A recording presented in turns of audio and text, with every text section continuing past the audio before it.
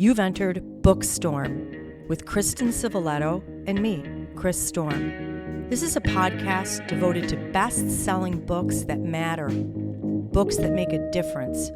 We're diving down deep with beloved authors about their stories. We're exposing hot-button topics and heartfelt themes, the issues that affect each of us in our own lives, as siblings, parents, partners, friends, as human beings.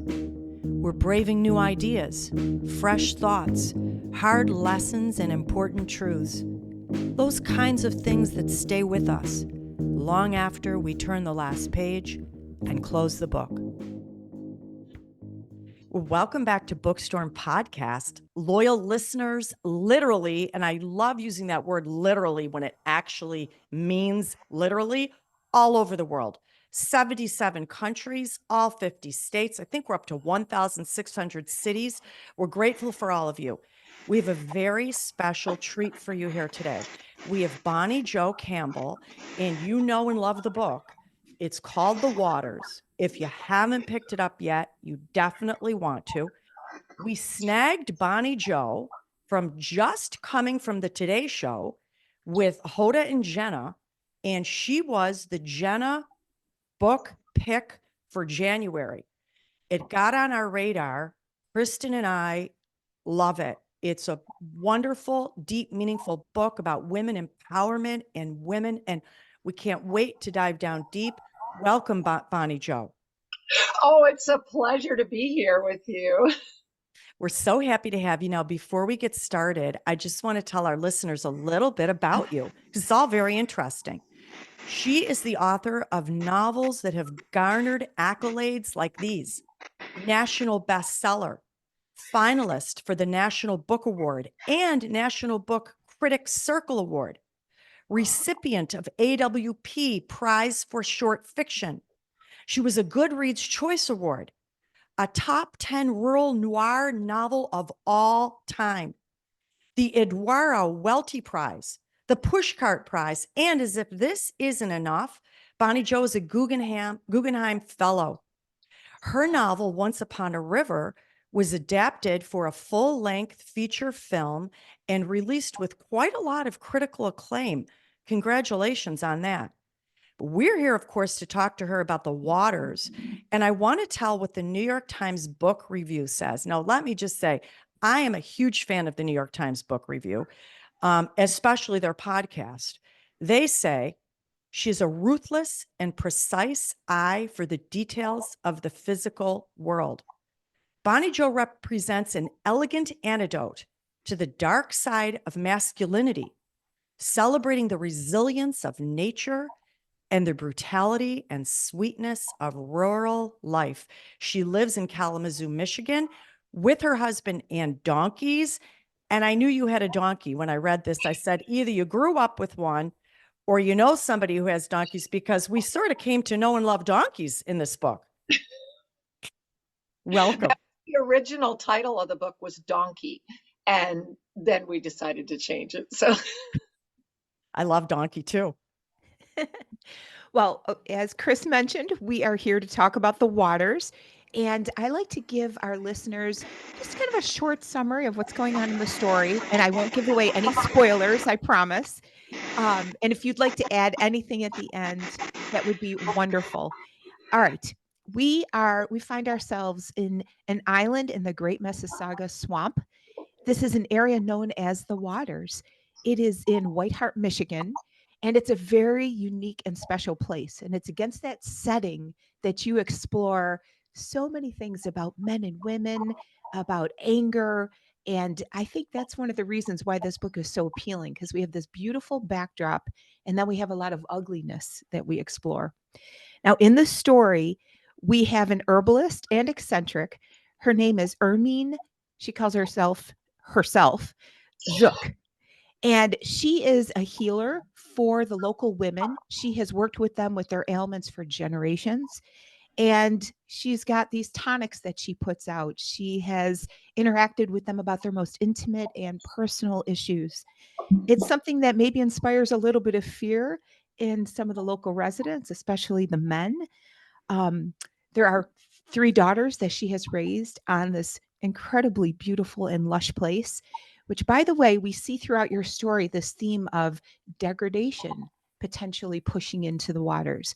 But we see these young women raised against this backdrop, and they have incredibly different personalities, including the youngest, who is very beautiful. She's regarded as a little bit lazy. Her name is Rose Thorn, but she represents something to the local people that is rather interesting. And we're going to explore that, I'm sure, in the story as we talk today. Now, Rose Thorn has left her own daughter, an 11-year-old named Dorothy, that they call Donkey, Zook, to kind of grow up on this island with her grandmother in kind of a wild fashion. She spends a lot of her time roaming the waters. She loves math. She's observing. She's a very smart young woman. And as this story progresses and unwinds, we have a lot of things pushing in on them on the island.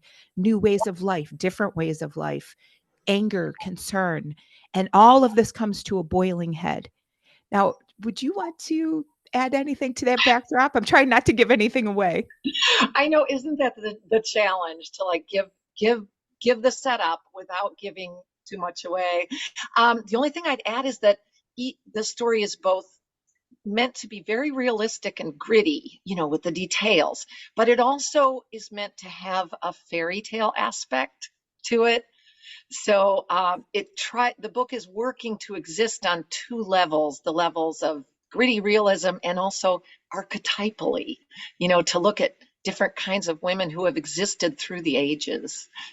I love that. In fact, I was thinking about the word mystical as I was reading the story, because you're exactly right. We are in the dirt and the plants, and we're examining these up close, but there's that mystical component represented perhaps by Hermine's mother being a very significant influence in this story, even though she is not alive.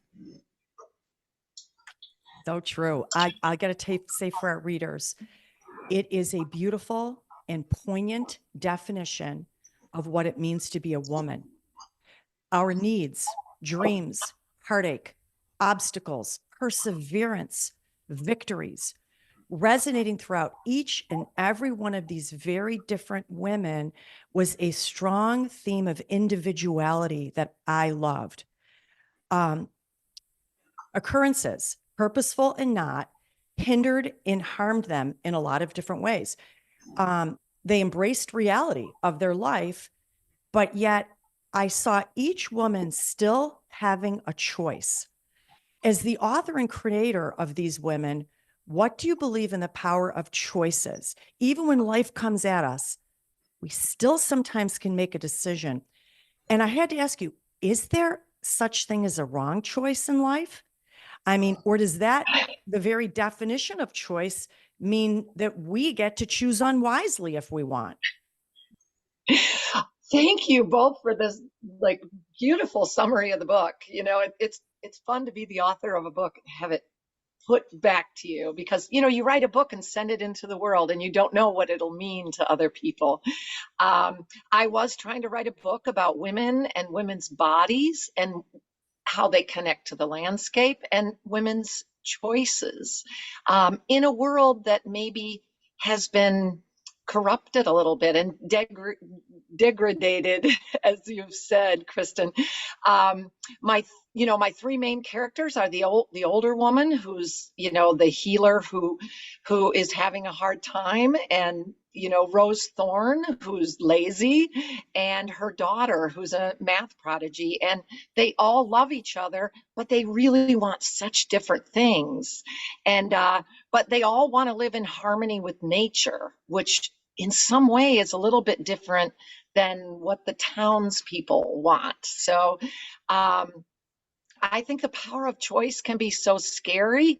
It's the big thing that we all need and want in order to become ourselves. We have to make choices. And it's funny to think about it. As a writer, I'm making choices about what my characters do. And then in real life, we are always faced with these difficult choices. Sometimes don't we even suffer from decision fatigue? Isn't that sometimes? But, I want to make my characters the most expansive, full expression of themselves. And so sometimes you're right, they make bad choices. And in making bad choices, they learn about themselves. And I think we've all experienced that in making these bad choices, we grow. We grow and become expansive. And, you know, in some way, even regret can be a wonderful thing because it makes us more sympathetic with other people. So yeah, choice is at the very center. And women's choice, we know that's a cliche, but it means a lot of things. It means a lot of things. And I love that you did this with the choices. This is what life is. We get a life. It is our life, and we're allowed to do whatever we want. As in the lives of these women, they made some very unusual choices. Let me take it one step further real quick. Does our freedom of choice change when we make it for others? And I'm only thinking about Donkey here and her life. She loved her life. She knew no other life, but she had choices made for her, one of which was not going to school. I don't think that's a spoiler. It gets a little tricky when we're making them for someone else. Yes, and that is that's a lot of the place where our hearts go into the book is exactly in those spots. And so Donkey, what is difficult for her is she's ostensibly set to make her own choice. But as a young person, we're so influenced by the people around us. And Rose Thorne had a terrible experience in schools. And so she sees it as protecting her daughter by saying, you don't have to go to school. But we can see Donkey yearning for a certain kind of traditional education that actually to the women in this family seems strange, but Donkey actually is yearning for something a little bit that we would consider normal. So it's fun to watch her, and I think you can see what she's going to choose very soon, but I think we can also see that living this exotic life that she lives, even though it was pushed upon her, is going to make her a more incredible young woman as she grows. Absolutely. But gaining that strength to make her own decision, that's a real growth part too. Mm-hmm. So true. Bonnie Jo, I want to ask you, we had talked a few minutes ago about the waters being this mystical place.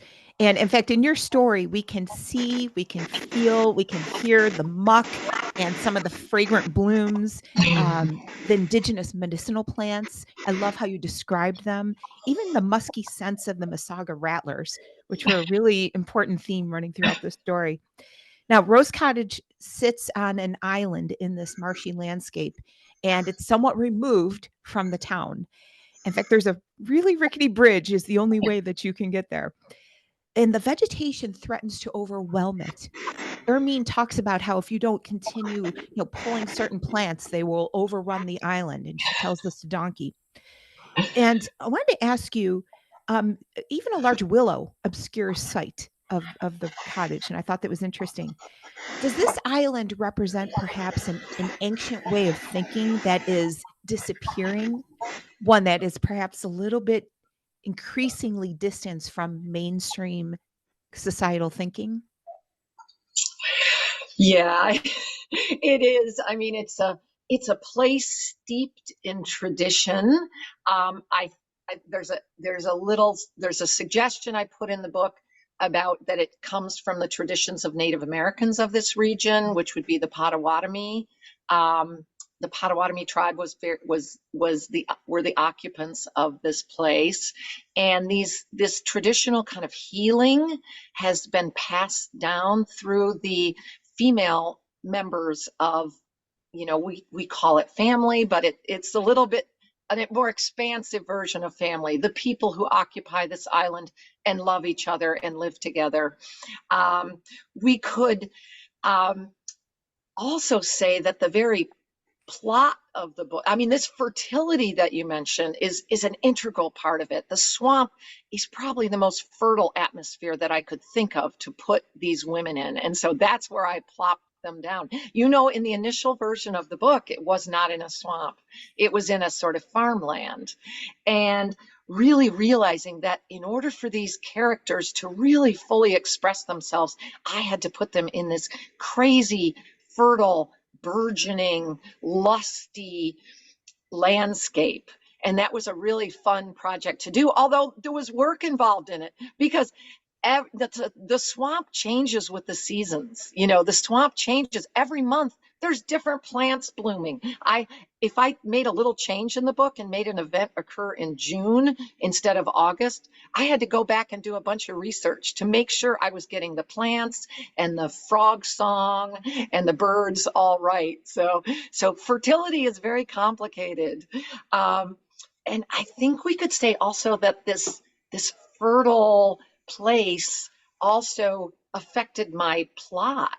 I had intended to have a more traditional plot for the book, a sort of, and I'm going to say it, a sort of, I've always been steeped in a little bit of a masculine kind of writing where I made a straightforward plot, that I had a character who was on the hero's journey, who was, gaining knowledge and moving ahead to achieve something.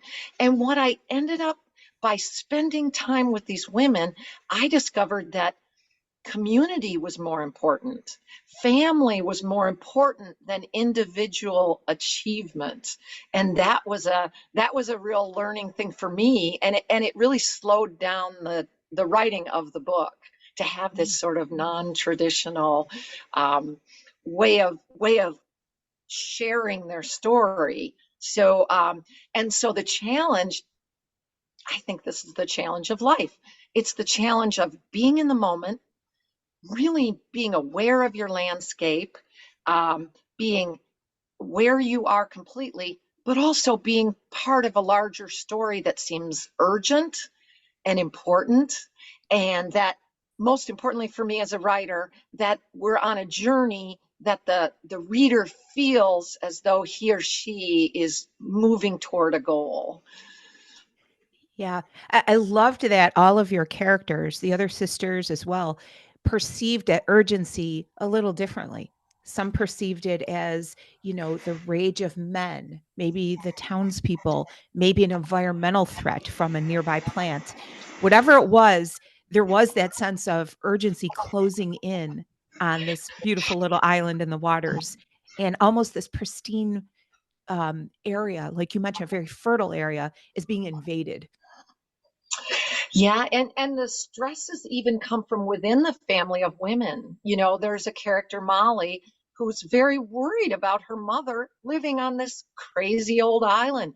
Molly would feel better if her mother was in a safe, sensible environment, And so, her in the matter in the she's expressing her love by doing this, but we can see how it would be such a great compromise for a woman like Hermine, who's lived very close to nature, to force her to be in an environment where she couldn't be with nature.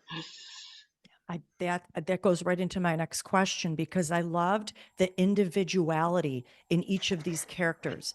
And as the reader, you reminded and rekindled in us the meaning and importance of belonging, of a home.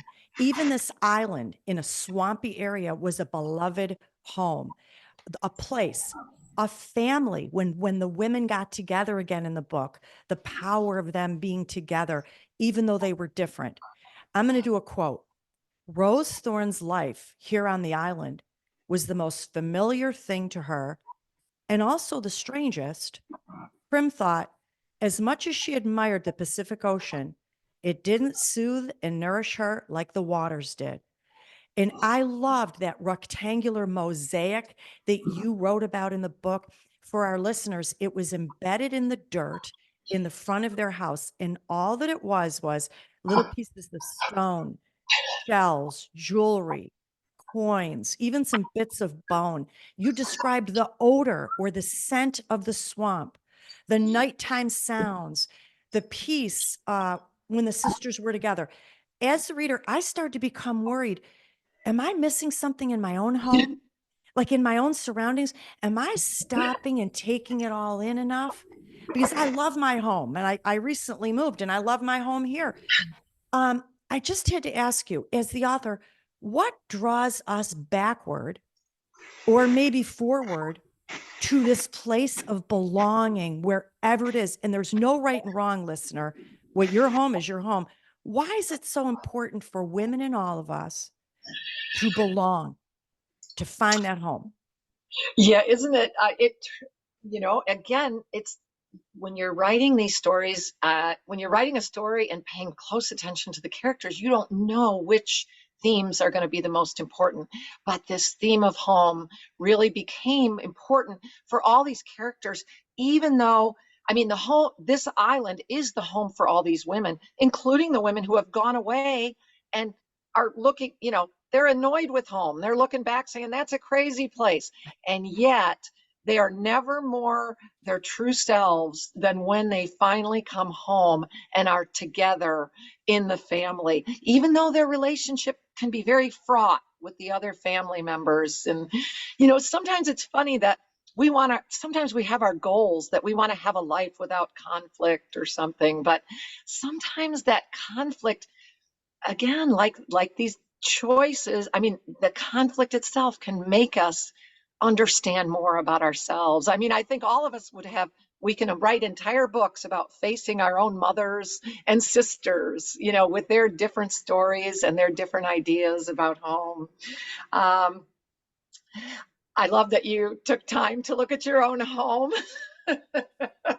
I think you probably won't be surprised that I'm a person obsessed with my home. I was very lucky to have a very exotic, interesting home that I grew up in, and that my mother passed away recently. And, as motherless women, our lives are a little different, but I did manage to buy from my family the family home because it means so much to me. And for me, maybe there's some scary things in the book, but the scariest thing for me is the idea of losing that family, that sense of family and belonging that they're connected to through the island, these women on the island. And the very thought of selling it selling this place is terrifying to me. So, as it is for some of the characters, but that sense of belonging to a place doesn't necessarily accord with feeling comfy. It's something more complicated than that. That you put it so well. It's a place where we started. It's our foundation from which we learn and grow and evolve and change. But there is a good feeling. Now, I want to say, if you're not watching us on YouTube, you got to log in, because I love where Bonnie Jo is situated in her house. She has the kitchen in the background. And I told her it goes perfectly with the book because it's so warm and cozy. And I see pots and pans and a lot of love there, and old cabinetry. And a home doesn't have to be something out of Arc Digest. It's got to be like, it's the sense that, what's so funny? Sometimes I'll smell something and I'll say, oh, what does that remind me of? What does that remind me of? And it takes you back, or a song or something. And I loved that. You reminded us that we're allowed to have a different version of what we think is home. We're allowed. It's true. It's funny that you say about scents, because I've been away from home on the book tour. I've been away from home, and I just came home and spent some time with my donkeys. I own donkeys, and I spent time with them, and just the smell of the donkeys. And to some people, they would say, oh, there's that manure. There's a little bit of smells that we don't associate with warm coziness. But I hugged my donkeys and I said, you smell fabulous. I love that. Bonnie Jo, I want to go back to some of those scary things that you mentioned a second ago. You introduced some lurking silent poisons throughout your story. We have the venom of the rattlers, but we also have toxins from these poor agricultural practices, from leachate making its way, down gradient. And we even have some people who have some inner rage and unforgiveness, and men and women. And I want to ask you about those other potential killers. When we manifest hatred and unforgiveness, is that how we see it in our bodies start to break down and deteriorate. What do you think? Yeah, the way I've written this is is that the women's bodies are very connected to that landscape, and the they feel the poisons that thank you for mentioning that. Nobody has talked about that yet, that there are different kinds of poisons. Of course, there's the venom of the wild creatures, but that's the least of their troubles. We think of a rattlesnake venom as being the scariest thing, but that's actually something that can be managed, in the story.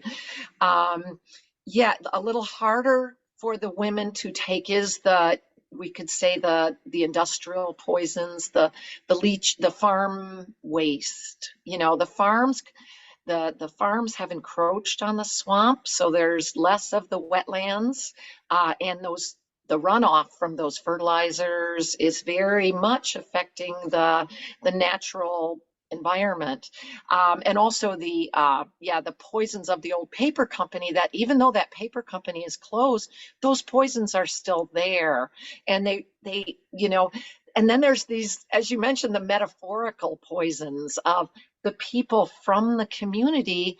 Um,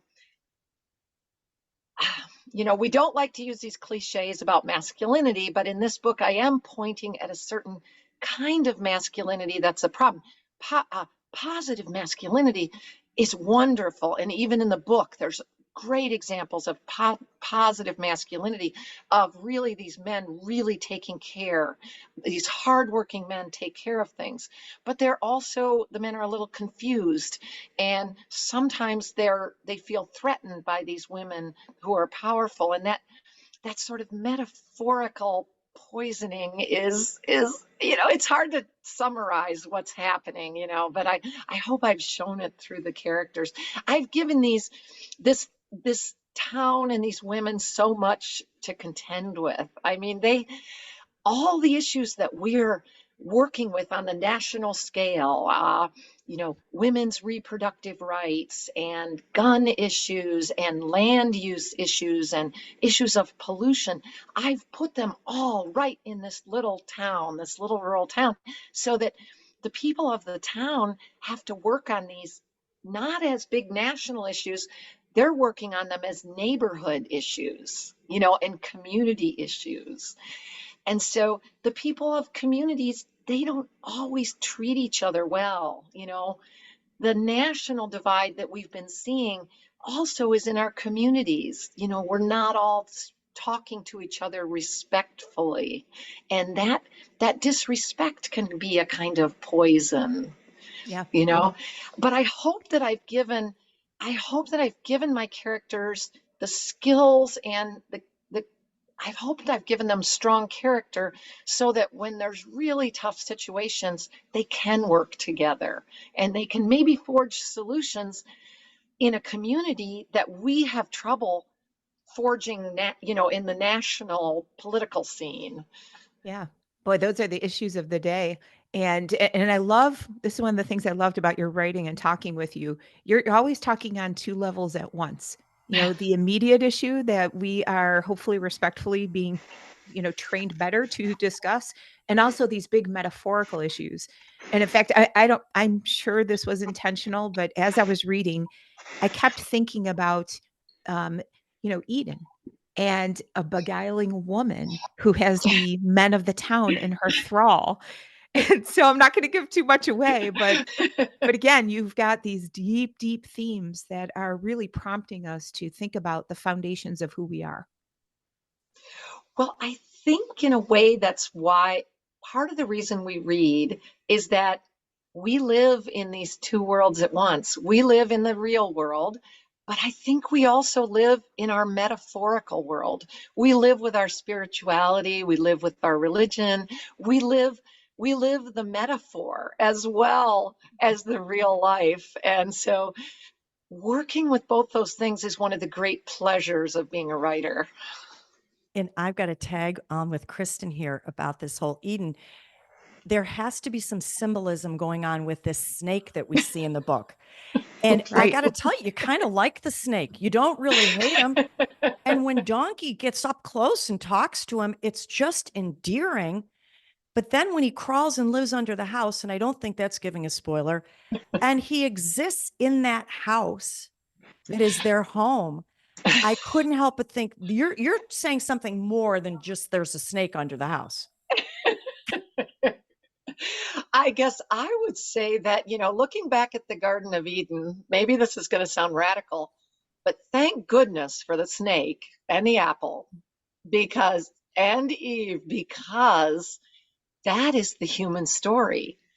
The human story of that would not, if none of that had occurred, we wouldn't have a world of stories. We would just have bliss and maybe a connection of some kind that is a little more. Maybe we wouldn't have grown up if we didn't go through all this. And it's pure joy to me. I've written about snakes a few times before. I find it so pleasurable because we have such reactions to the serpent. The snake represents sin. The snake also represents healing. Go to your doctor, look at your doctor's symbol, which is the snake on the staff. That represents renewal and healing. Snakes, they're kind of phallic. They remind us of men. And there's also been a tradition of women being referred to as snakes. So and snakes are very grounded. Snakes are very grounded, which is something that we think as a positive thing, especially as women. We're seeking to be a little more grounded. So a snake is a wonderful symbol in a book, as well as being, I hope that I did make the snake an actual character in the book. So, and people have a response. Some people from the town would like to just shoot the snakes. I loved it. And also, I think that going back to my very first question, women empowerment, women, yes, women are persecuted. I still believe to some extent women are a minority today. In business, you'll hear a lot of people say they're not being taken seriously. They don't have the same pay scale. They're not getting the promotion. But I think you showed us, yes, we have national and global issues. And for us to sit back and say, I have no power to make a change. No, we do. I think you're saying right here in our community, in our little neighborhood, in our town, we have choices and we have power to make a change. Yeah, I think that's absolutely right. And I have to say, we haven't made a lot of progress on the national scale. It seems that with all our talking and trying to puzzle it out, we've gone farther and farther apart. But in the neighborhood, at a neighborhood barbecue, when people in a neighborhood come together to work on a project, we come together with people who are different than us. And I have to believe that is where we can make some progress, and we can speak our minds with the people around us. We can speak our minds gently, and we will be gentle if we are with the people. It's, on social media, it's a little easier to be vitriolic and poisonous, maybe we can say, but in our communities, we have when we're with our neighbors, we have a natural respect. And when you have common goals, like say during COVID, or when you have neighborhood issues and you're banding together, I love that. And Bonnie Jo, I have to add, that's what you're doing in this book. You're giving a voice in a storytelling, gentle, kind, realistic, fantastical way. You're giving a voice. And I've got to ask you, so before you leave, what are you working on next? Have you started another project? I'm a little bit at loose ends right now because it's, promoting the book, but it's kind of a delicious time to be looking at our projects. I have a very short novel I'm working on that might be fun because this is kind of a big novel, The Waters. And so I'm working on a short novel about a woman who is coming home to her family, in a sense, after she made a very difficult choice as a young woman, and now she's coming back to the family to try to come to terms with her choice. And it also features, like the waters, a big dinner scene. I guess I maybe I'm in a playwright's frame of mind, but I love a big dinner scene where things happen. And so I'm looking forward to that. I also have a book of short stories. I have written a lot about mothers and daughters in my short stories and in the novels. And I'm right now working on a book of stories about fathers and daughters. Mhm. All that sounds wonderful. We can't wait for all of it. Now, listeners, in the meantime, please do connect with Bonnie Jo Campbell. You can find her at bonniejocampbell.net. She has Facebook, Instagram. You can subscribe to Bonnie Jo Campbell's Substack. Is that your blog? Yes, that's my new blog. Yep. I've Okay, had a lot of fun doing that for the book. it looks wonderful. And you can actually follow her podcast called Bonnie Jo Talks to Everybody. I love the name of that. It's been just enlightening and educational and a lot of fun reading this book and talking with you. Thank you. Thank you so much for inviting me. It's really a pleasure to talk to such in-depth readers. We love it. Take care, Bonnie Jo.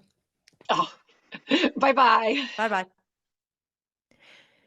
Well, Chris, we talked about some of the foundational issues of humanity, some of the core, interests and passions and issues of unforgiveness that people experience. And I want to throw a deep one out there to you because as we were just talking in that last question about this being an Edenic place and having that representation of a serpent and a woman who is beguiling to the men, it really does also go back to choice in some respects, because I was thinking about even the biblical story of Adam and Eve, where Adam had a choice to accept that fruit from Eve. And she was deceived, but he had a choice. And so this was a very interesting play on this idea of choice. I just wanted to throw that out there. What do you think? I love that, Kristen. I think you're so right. And going back to the book, I believe that having this set in such a swampy, murky, fertile place sort of gave the reader an idea that the backdrop of our choices are not just instantaneous coming off the top of our head. They're a result of our life experiences, places where we've been, grown, hurt, wounded, celebrated, joy, all this compiled together. And now we have a choice. And it's interesting. It shows you that all of life is important, not just that one moment of choice, but everything that led up to that. And maybe even the future that we can't see yet. But it's really a great story. I really loved it. Yeah, absolutely. What do you think about now? Of course, we didn't have time to talk about everything, but there was a lot in the book on belief in holistic and natural cures and remedies. I personally love that kind of thing. How do you feel? I also, however, believe let's not throw the baby out with the bathwater, because modern medicine is amazing in itself. So maybe instead of either or, we need to be more inclusive of both. How do you feel? Yeah, first of all, I agree 100%. And that came through loud and clear in the story. I loved that she explored the hostility that the townspeople had towards these holistic practices or even indigenous practices. And one of the things I heard her say today was, let's talk with respect because we can learn a lot from one another. And that goes every which way. That to me goes to the heart of this discussion about Western medicine versus these more holistic approaches. Do we need aspects of both? Yes. But do we need to listen more and understand more about each? Yes. Because living in harmony also was a very key takeaway from this story. Not only living in harmony with nature, but also living in harmony with one another. And I think the intersection there is our physical bodies and health. Oh, I love that you said living in harmony, which leads me to my next question for you. Men versus women. Let's just say it. Masculinity in this book. we're not against masculinity, healthy masculinity, healthy femininity, where I'm not solely casting anyone into a corner here. But she did point out women's long historical plight of being oppressed, repressed, minimalized, diminished. And she gave us a really good hard look at the type of men, let's even add women to that, who would do this to someone, who would do this to a group. And then she took it one step further. She showed us these men, but I'm going to also include women who persecute like this. She showed us their insecurities and weaknesses and fears, why someone chooses to minimize another group. Quite often has a lot to do with their own weaknesses. Yeah, It was a absolutely. strong theme here. I just loved that theme. Yeah, and the men were confused in so many respects. It was almost as if they had lost their way. And again, I'm not going to give anything away in the story, but there were so many times where the men as a group started thinking as a group instead of individually as a leader. And she really did play with those subjects of leadership. We had one man in particular who didn't take a stand, didn't take a stand, didn't take a stand, and it was eating away at him his entire life. And again, that goes to these aspects of masculinity. When does a man stand up? Right? So, yeah, this book was fascinating on many levels. I have to agree with you on that topic. And I can see why Jenna Bush picked it. And yes, Jenna, we totally agree. Kristen and I really enjoyed this very meaningful, yet also entertaining novel. I had a lot of fun reading it and really got a lot out of it. So listeners, stay with us. We have a lot in store coming up next. We have so many authors. I'm just going to tell you their names. It's just overwhelming. We're having a lot of fun. We've got Mary Kubica. We have Dervla McTiernan, Lisa Unger, Heather Gudenkoff, Liza Palmer, Christopher Reich, Ashley Elston, CJ Box, Washbag Rice, Amiko Jean, Benjamin Stevenson, JD Parker. Wow. I know. I can't wait to talk about those books. And listeners, as Chris mentioned, wow, 77 countries, all 50 states, 1,600 cities. We are absolutely blown away by your engagement, your listening. And it's because of fantastic authors like the one that we had today. They're provoking thought and discussion. And that's what Chris and I are all about. We may not all agree on these subjects, but we want to respectfully engage and talk about them, which is what we do every single week here on BOOKSTORM Podcast.